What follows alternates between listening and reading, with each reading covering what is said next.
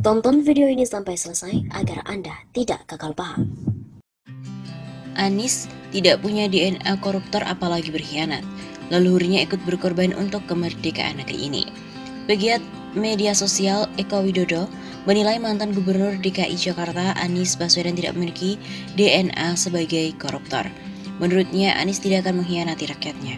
Hal itu disampaikan oleh Eko Widodo dalam akun Twitter pribadinya pada Jumat 28 Oktober. Anies tidak punya DNA koruptor apalagi berkhianat pada rakyat karena darah serta nyawa leluhurnya ikut disumbangkan untuk kemerdekaan negeri ini, ujar Eko Widodo. Selamat Hari Sumpah Pemuda, kobarkan semangat perubahan untuk kemajuan bangsa. Begitu pungkasnya.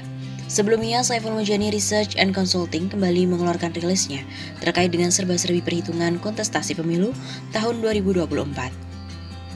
Kali ini, SMRC merilis hasil surveinya berkaitan dengan tingkat pendidikan pemilih kandidat capres. Pendiri SMRC, Saiful Mujani, menjelaskan bahwa dalam survei SMRC itu 2 tahun terakhir, 2021 sampai 2022 dengan total sampel 8.319, secara umum perbedaan pendidikan berpengaruh signifikan dalam perilaku memilih.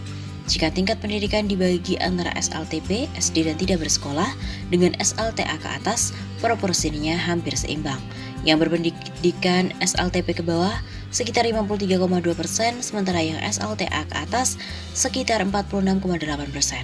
SMRC pun juga menyebut bahwa tingkat pendidikan pemilih Anies Baswedan cenderung berasal dari kalangan menengah ke atas.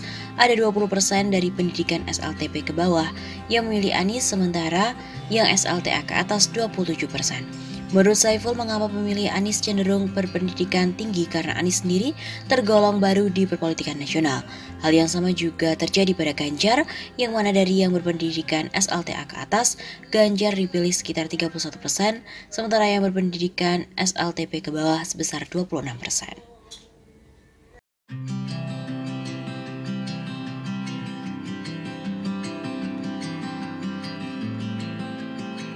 Jadi tujuan kami tadi silaturahmi, kemudian sholat Jumat sama-sama di sini. Selesai sholat Jumat, makan sudah terus pamit. Itu aja tadi. Oh, obrolannya apa, Bapak? Obrolannya obrolan santai, tapi penuh nasihat. Penuh dengan hikmah tadi. Ya, belajar orang gila ya. Boleh diceritakan? Tidak ada yang khusus, obrolan santai, obrolan bebas. Ada yang disampaikan dari Bapak ke Anies? Ada ya, hikmah semua. Mengenai apa Itu aja. Udah obrolan dalam kok ini. Ada obrolan pencapresan nggak, Pak? Nggak ada, cuman saya senang nih pulang dapat ini. Nggak Saya ada. dihadiahi oleh novel sebuah tongkat dari tanduk rusa yang tidak dipotong tapi lepas sendiri dari kepalanya. Jadi ini unik. Saya bawa ini, terima kasih. Insya Allah jadi sesuatu yang hikmah buat kita semua. Itu aja dulu, terima kasih. Kenapa tadi sampaikan? Ya, intinya kalau saya Majelis Ar-Raudhah dicontohkan sama guru saya almarhum Habib Anies, sebagai manusia ini ya kita harus siap menerima siapapun, ya enggak pandang bulu siapapun harus diterima.